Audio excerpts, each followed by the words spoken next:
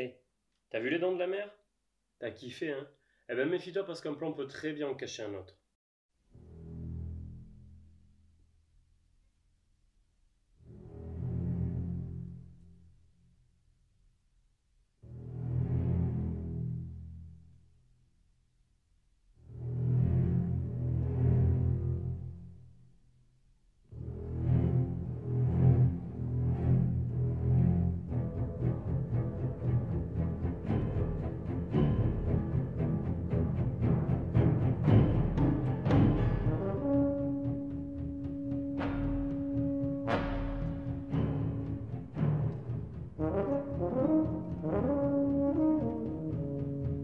Est-il nécessaire de présenter Les Dents de la Mer pour la 15e fois alors que c'est LE film de traumatisme de toute notre enfance sur la baignade et sur les requins? Revenons en 1975. Steven Spielberg a déjà réalisé le très prometteur Duel et le plus mitigé Sugarland Express. Il décide alors d'adapter sur grand écran le roman éponyme de Peter Benchley, dont l'histoire se déroule à Amity, petite ville balnéaire de la côte est des États-Unis, où sévit un requin blanc mangeur d'hommes.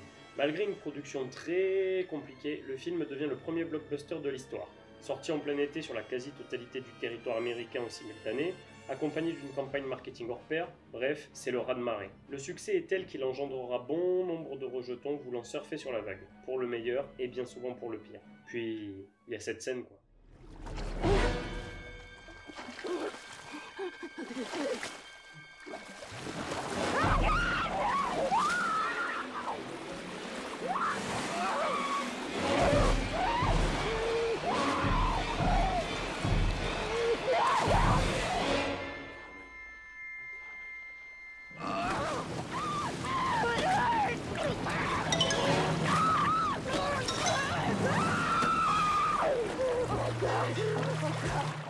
Attends, mais...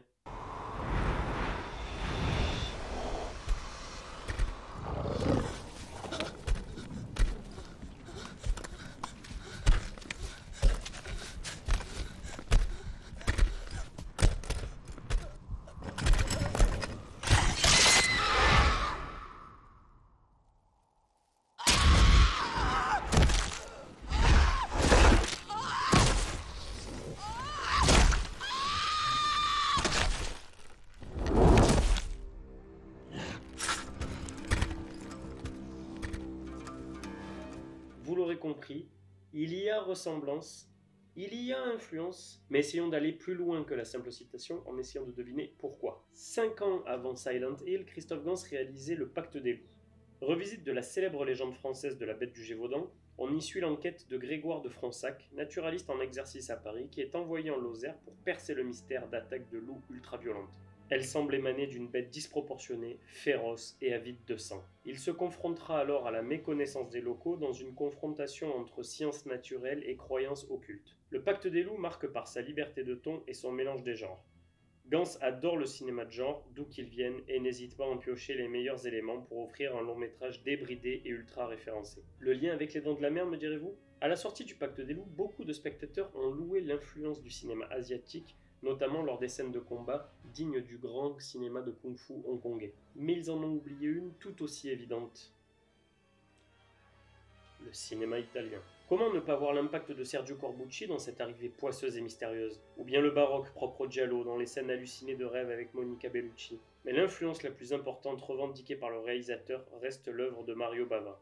Dans son cinéma, les gens confrontés à l'horreur deviennent des poupées, comme dans cette scène où la bête est si puissante qu'il fait bouger sa victime comme une poupée de chiffon désarticulée. Par la symbolique de Bava, Gans en profite pour faire un clin d'œil à Spielberg.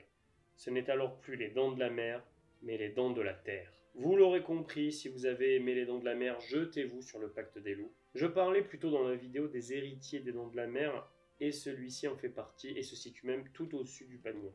Réel faible sur la cause animale et la sacralité de la nature, il vous surprendra par sa liberté stylistique, mais vous fascinera par son ambiance tantôt effrayante, tantôt intrigante. Sachez aller au-delà des références asiatiques et vous y découvrirez une réelle lettre d'amour pour le cinéma de genre européen. Bref, c'est du grand art. Et toi, t'avais la ref?